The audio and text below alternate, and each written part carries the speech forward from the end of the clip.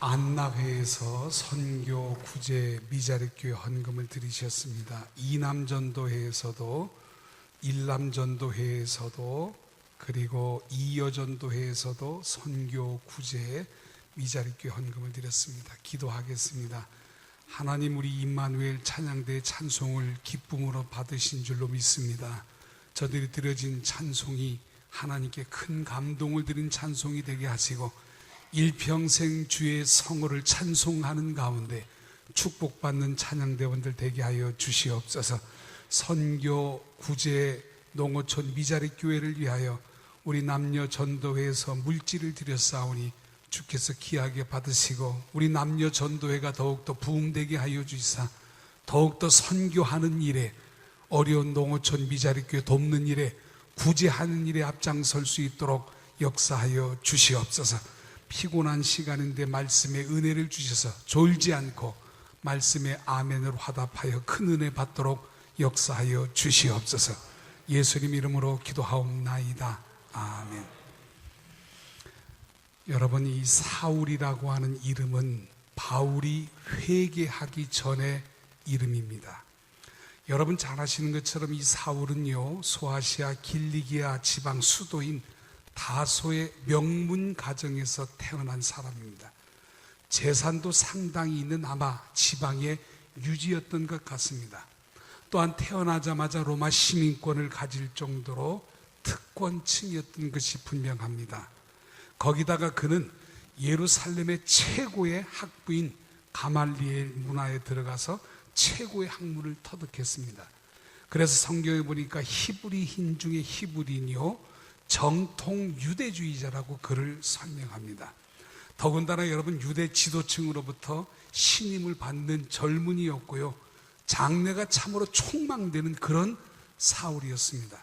이런 사울이 기독교인들을 박해하는데 남보다 앞장서니까 유대의 상류층 지도층의 사람들의 절대적인 신임을 받지 않겠습니까?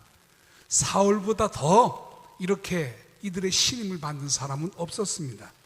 이와 같은 상황이 9장 1절 2절에 보니까 잘 설명되어 있는데 우리 한번 읽어볼까요? 9장 1절과 2절입니다. 당시 상황입니다. 시작.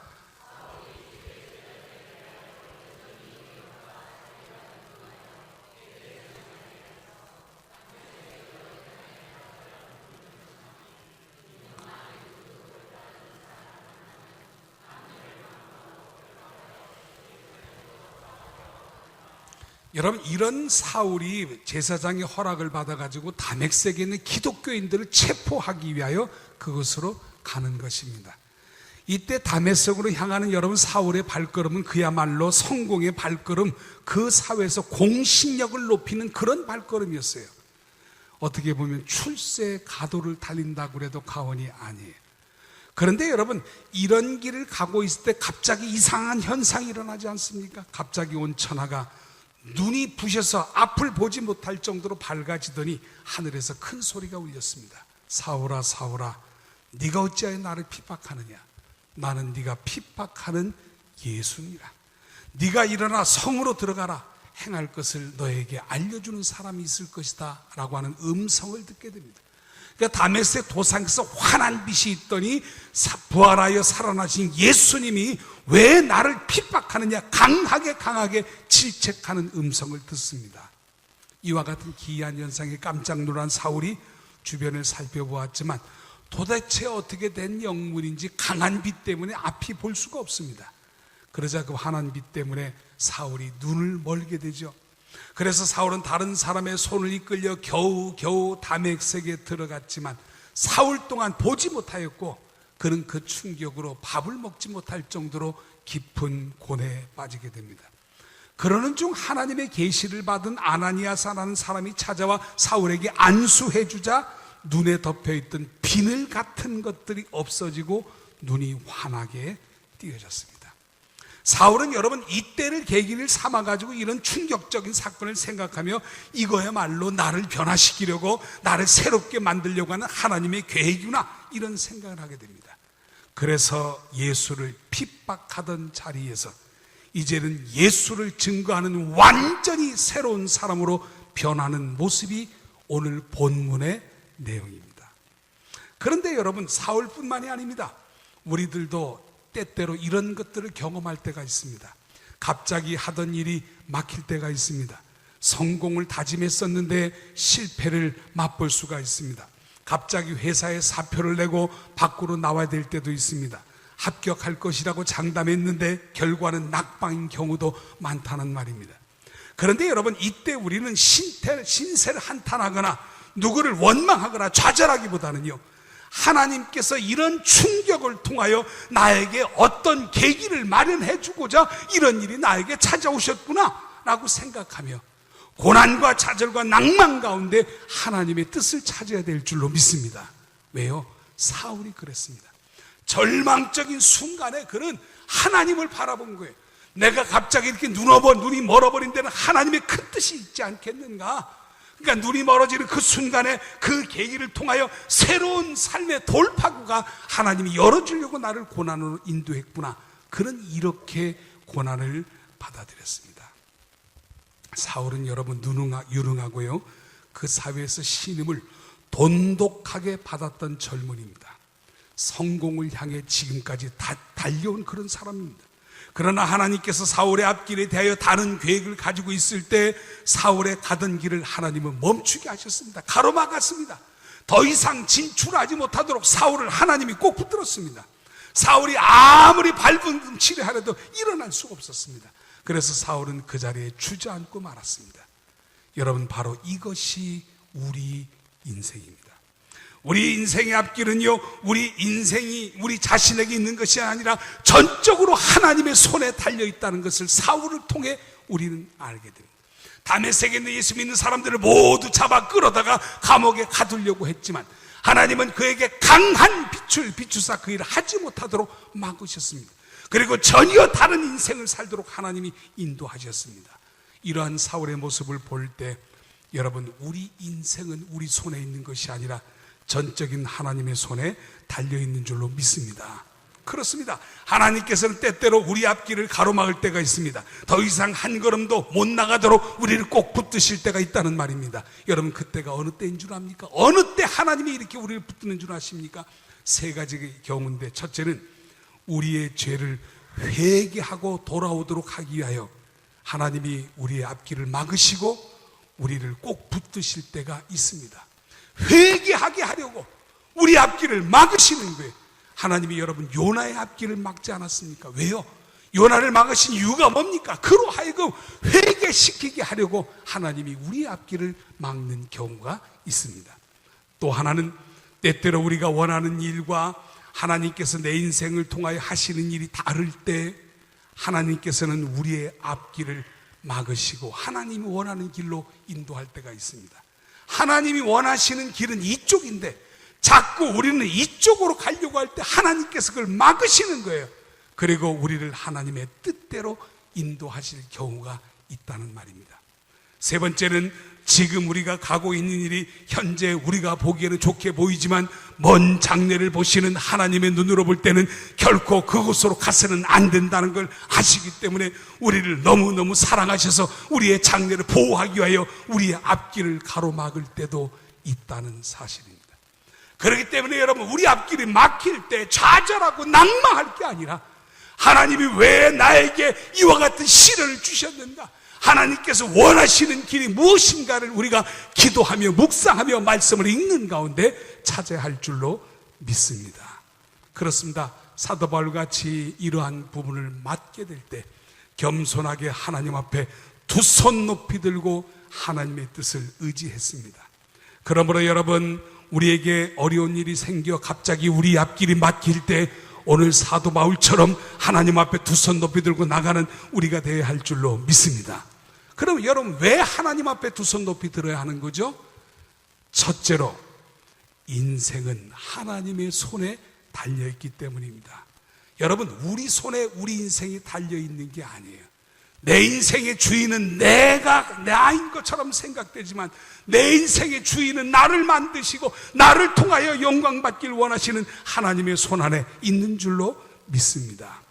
그런데 사울은 자신의 인생이 전적으로 하나님의 손에 달려있다는 이런 믿음을 가지고 있었기 때문에 하나님이 주신 그러한 충격 속에 있다 할지라도 하나님이 가로막았음에도 불구하고 낙심하지 않았습니다.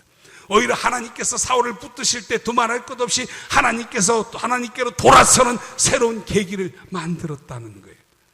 그러므로 저와 여러분에게도 이런 믿음이 있게 되기를 주의 이름으로 축원합니다. 분명히 아셔야 돼요. 여러분의 인생이 여러분의 손에 있는 게 아니에요. 하나님의 손에 있는 줄로 믿습니다. 오늘 밤이라도 하나님이 나를 향하여 후 하고 부르면 내 모든 것이 무너지는 줄로 믿습니다. 우리 신앙인들이 그 생각을 하셔야 돼요. 내 인생의 주인은 하나님이다. 내 인생은 나의 것, 그것이 아니에요. 내 인생의 주인은 하나님이다. 하나님 손에 내 인생이 전적으로 달려있다. 이것이 성도의 가장 기본적인 자세입니다. 이런 인생을 사는 여러분이 되기를 주의 이름으로 축원합니다. 두 번째는 진정한 회개가 있어야 새로운 출발을 하게 된다. 이와 같은 사실을 깨닫게 됩니다. 우리 18절 말씀을 한번 보실래요? 자, 18절 말씀이에요. 첫째는 인생이 하나님 손에 있다. 두 번째는 진정한 회개가 있을 때 새롭게 시작할 수 있다. 이 말입니다. 자, 18절 말씀 여러분이 읽어주세요. 시작.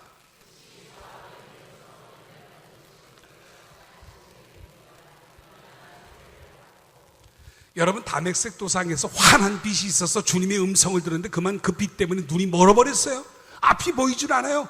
그런데 여러분 여기 보니까 사울의 눈에서 비늘 같은 것이 벗겨진다.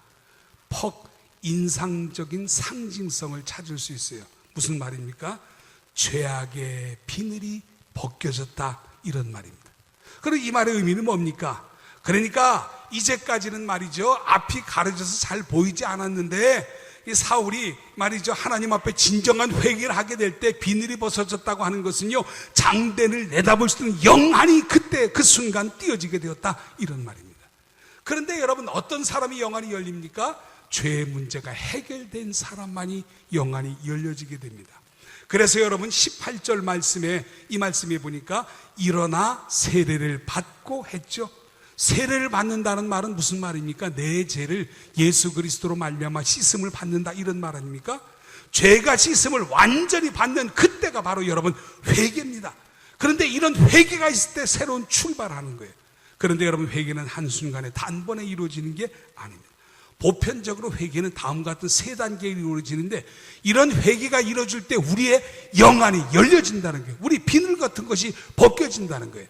그럼 여러분, 회개는 어떤 세 단계가 있을까요? 첫째는 회개를 하려면 뉘우침이 있어야 합니다. 자기 죄를 깨닫는 거예요. 아이고, 내가 잘못 살았구나. 내가 예수 믿는 사람 잡아 죽이려고 했던 거, 이거 참 잘못됐구나. 자기 양심의 충격과 가책을 느끼는 거예요. 아, 내가 이래서는 안 되겠다. 내가 예수 믿는다고 그들을 잡아 감옥에 가둘 권리가 내게 어디 있어? 내가 너무했구나. 내가 잘못했구나. 이런 가책을 갖는 게 이게 뉘우침입니다. 그러나 여러분, 그렇다고 해서 뉘우친다 해서 죄가 해결되는 건 아니잖아요. 제일 먼저 회개하려면 이런 뉘우침이 있어야 하고, 두 번째 단계는 고백입니다. 나는 죄인으로소이다. 주님, 내가 예수 믿는 사람들을 잡아 감옥에 가둘러 한 것, 내가 잘못한 것입니다. 하나님 용서하여 주옵소서. 이렇게 솔직히 자기 자신의 잘못을 뉘우칠 뿐만 아니라 고백하는 사람이 될 때 죄 용서함을 받을 수가 있습니다. 성경은 여러분 우리에게 가르쳐 줍니다. 고백되어진 죄만이 사함을 받는다. 성경은 이렇게 말합니다. 고백되지 않는 죄는 여러분 사함이 없는 것입니다. 그러므로 여러분, 우리가 형통한 인생이 되려면 반드시 죄의 고백이 있어야 할 줄로 믿습니다. 회개라는 게 이런 거예요. 뉘우침이 있고 반드시 그 죄에 대한 고백이 있어야 한다는 거예요. 돌아가셨지만 영락교회 원로였던 한경직 목사 기억하죠? 그분이 종교계 노벨상이라고 하는 템플상을 받게 됐어요. 전 세계 사람들이 모인 가운데 기독교를 위해 크게 공헌한 사람에게 주는 참으로 멋진 상이에요.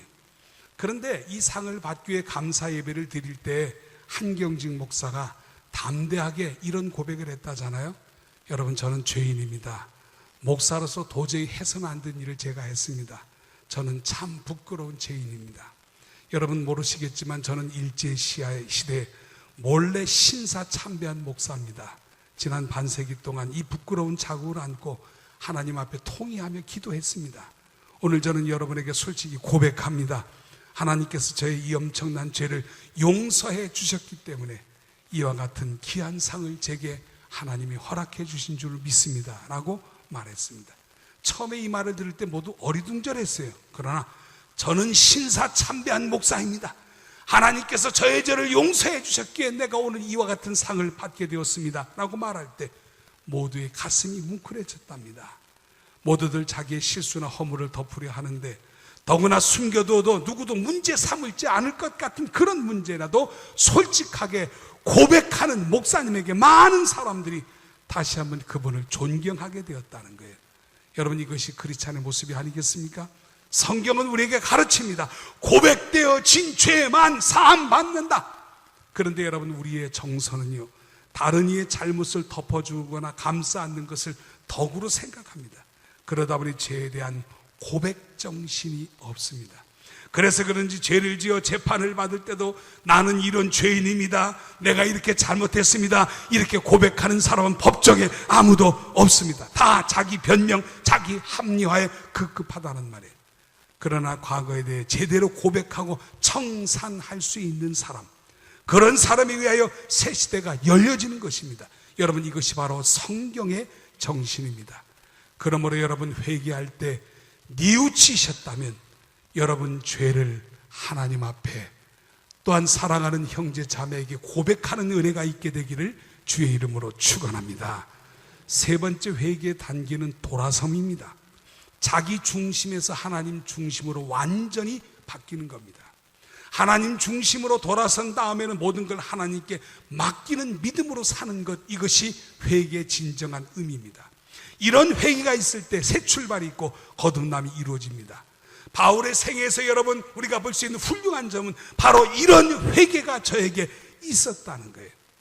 다메섹 도상까지 쫓아가 예수 믿는 사람을 잡아 죽이려 했던 자기 죄를 뉘우치고 자기의 죄를 하나님 앞에 고백할 뿐만 아니라 완전히 돌아섭니다. 이제는 예수 그리스도를 증거하는 사람으로 변하게 되는 것입니다. 이것이 진정한 회개입니다.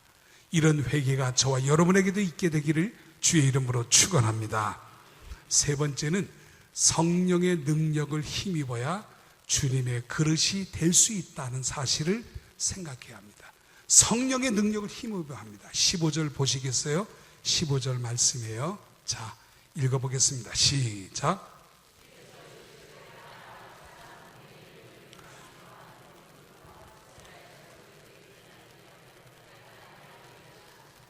여러분, 바울이 이렇게 주님께로부터 이방인과 임금들과 이스라엘 자손에게 전하기 위해 택한 나의 그릇이라고 되어 있는데, 이렇게 능력자가 된 것은 성령의 능력을 힘입음으로 말미암아 저가 이렇게 능력자가 된 줄로 믿습니다. 그리스도 안에서 새로워진 사람은 지금까지는 세상 중심으로 살았지만 새로워진 다음에는 하나님 중심으로 살게 됩니다. 지금까지는 내 기쁨, 내 즐거움, 내 영광을 위하여 살았지만 거듭난 다음에는 하나님의 영광, 하나님께서 즐거워하는 일을 위해 살아가게 되는 것입니다. 사울은 지금까지 자신의 성공, 자신의 출세를 위해 살아오지 않았습니까? 그러나 여러분, 거듭난 다음에는 하나님의 영광을 위해 삽니다. 그래서 고린도전서 10장에 보니까 너희가 먹든지 마시든지 무엇을 하든지 다 하나님의 영광을 위하여 살아, 이렇게 권면하게 됩니다. 여러분, 어떻게 사도 바울이 예수를 핍박하던 그런 그가 예수 믿는 사람, 주의 영광 위하여 살아가는 이런 사람으로 변할 수 있었던 거죠? 사실 여러분, 내가 즐기고 내게 이익이 되고 또 나 자신의 영광을 위해서는 얼마든지 우리는 전력 투구할 수 있습니다. 큰 돈을 벌 수 있다면 머리통이 깨지더라도 상관없이 아마 열심히 일할 겁니다. 그러나 하나님의 영광을 위해 내가 희생하는 일은 여러분, 내 힘으로 되는 게 아닙니다. 쉽게 쓰러지고 지치기 마련입니다.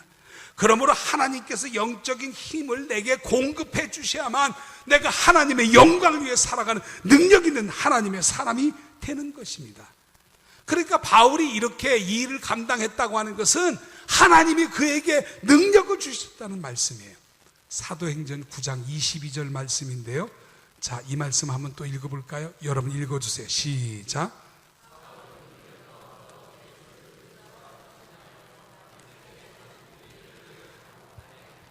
여러분 여기서 사울이 힘을 더 얻으라고 했는데 누구에게 힘을 더 얻은 겁니까? 성령으로부터 능력을 더 받았다는 거예요.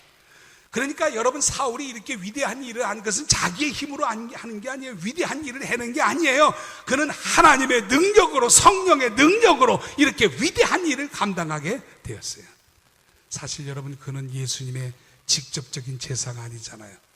예수님께 교육받은 적이 없잖아요. 오히려 예수님 제자들로부터 영향을 받은 사람 아닙니까? 그럼에도 불구하고 어떤 제자들보다도 12제자들보다도 더 성경을 많이 기록했고 더 많이 교회를 세웠습니다. 신약 성경 27권 가운데 과반수가 넘는 14권을 사도 바울이 기록하지 않습니까? 또 바울이 개척하는 교회만 해도요 20여 개나 된다고 성경은 말합니다.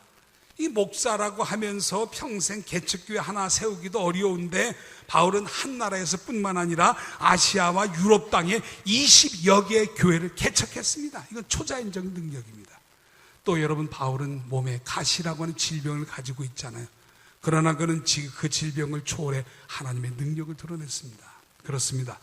믿음으로 사시는 분들에게 종종 이런 현상이 여러분 나타납니다. 외모로 볼 때는 보잘것없고 저런 일을 할 만한 것 같지 아니한데 그가 한 일을 보면요 인간의 어떤 외형적 능력 이상으로 능력을 발휘한 것을 알게 됩니다. 어떻게 했을까요? 어떻게 이런 일을 하게 됐죠? 하나님께서 역사하셨기 때문입니다. 성령께서 역사하실 때 아주 보잘것없는 처럼 보이는 사람도 하나님의 귀중한 도구로 쓰임받게 되는 줄로 믿습니다. 그러니까 바울은 전혀 능력 없는데 하나님이 성령이 저에게 능력을 주었다는 말이에요. 이런 그였기 때문에 위대한 사역을 감당했습니다. 지금으로 대략 15년 전에 여성신학의 대부라고 하는 바바라 하그로브라는 사람이 세상을 떠났습니다. 미국 예일대학의 여성신학부 교수입니다. 그런데 저는 이 하그로브의 전기를 읽고 큰 감동을 받았어요. 원래 이 콜로라도의 농촌 출신 여성입니다. 시골에서 자라서 고등학교까지 졸업한 후 농부와 결혼합니다. 그리고 4자녀를 두었습니다. 옥수수 밭을 일구며 생활하는 중에 남편이 갑자기 세상을 떠나게 됩니다. 여자 혼자 트럭대 몰고 옥수수 밭을 일구면서 4자녀를 키웠습니다. 참으로 힘들고 고된 세월을 삽니다. 그러는 중 4자녀들이 모두 고등학교를 졸업하고 나자 그녀는 모든 것을 정리하여 38이라고 하는 나이에 배우지 못한 어떤 한을 풀기 위해서 대학에 입학하여 42살에 대학을 졸업합니다. 그리고 42살에 예일대학 신학부에 입학하여 3년 동안 신학 공부합니다. 그러고도 그 10년 동안 석사와 박사과정을 마치게 됩니다. 52살에 예일대학에서 박사학위를 받고 그 즉시 예일대학의 교수로 임명됩니다. 그의 저서들은 신학계에 더욱 여성신학에 신선한 충격을 주었고요. 많은 여성들의 눈을 뜨게 하는 신학의 지침서가 되었습니다. 그는 여러분 교수가 된 지 12년 후인 64살에 뇌종양으로 세상을 떠납니다. 그런데 여러분 그의 비문에 이렇게 쓰여져 있다고 합니다. 가장 약했던 여자, 일찍 혼자 되고 어린 내 아이의 짐을 홀로 졌던 여자, 육신도 약하고 정신도 고달프고 악조건이라고 하는 악조건은 다 짊어지고 38세에 대학에 입학하여 52세에 교수가 되고 64세에 우리 곁을 떠났지만 그는 우리에게 육은 약했으나 그 안에 있는 영은 강했음을 교훈하여 주고 있다. 육은 약한 사람이지만 영이 강했던 여자임을 우리들에게 깨닫게 해준다. 참으로 여러분 명언 중에 명언이라고 생각합니다. 육은 약했지만 그 안에 있는 영이 강했다. 이런 교훈을 우리에게 주고 있다. 그런 말입니다. 어떻게 해요? 성령께서 역사하셨기 때문이에요. 여러분 이것이 그리스도인의 모습인 줄로 믿습니다. 우리 믿는 성도들 역시 어떤 면에서 믿지 않은 사람보다 약할 때가 많아요. 육체적인 조건과 환경, 여건이 약할 때가 많습니다. 그러나 여러분 우리는 그런 상황 속에서도 얼마든지 강해질 수가 있습니다. 어떻게 해요? 성령 충만함을 받으면 우리 모두가 강해지는 겁니다. 왜냐하면 성령께서 능력을 주실 때 우리가 강건해질 수 있기 때문입니다. 바바라 하그로브, 비록 그녀의 육은 약했지만 그 속에 영은 강했다고 했습니다. 이런 정신, 이런 믿음이 우리 모두에게 있어야 될 줄로 믿습니다. 이런 우리가 될 때 예수 믿는 자를 감옥에 가두는 바울 같은 사람이었지만 이런 성령이 우리에게 강하게 역사할 때 예수 그리스도 복음을 증거할 뿐만 아니라 어느 제자보다도 담대하게 하나님의 말씀을 기록하고 20여 개의 교회를 세우는 능력의 사람으로 될 수 있다는 말씀입니다. 그러면 여러분, 어떻게 할 때 우리가 이렇게 성령 충만한 영이 강한 사람이 될 수 있습니까? 그것은 여러분 다 하나님을 의지하게 될 때 하나님 우리에게 능력을 주시는 줄로 믿습니다. 그렇습니다. 우리의 모든 인생은 하나님 손에 달려 있습니다. 그러므로 우리 자신을 포기하고 철저히 하나님을 의지할 때 우리의 죄에 대한 뉘우침과 고백과 돌아섬이 있을 때, 회개하는 우리가 될 때 하나님은 바울에게 주신 것처럼 성령의 능력을 우리에게 주시는 것입니다. 이런 우리가 될 때 여리고 성과와 같이 난공불락의 요새라 할지라도 우리가 성령의 능력으로 이겨내게 될 줄로 믿습니다. 여러분, 우리는 세상 사람보다 약할 수 있습니다.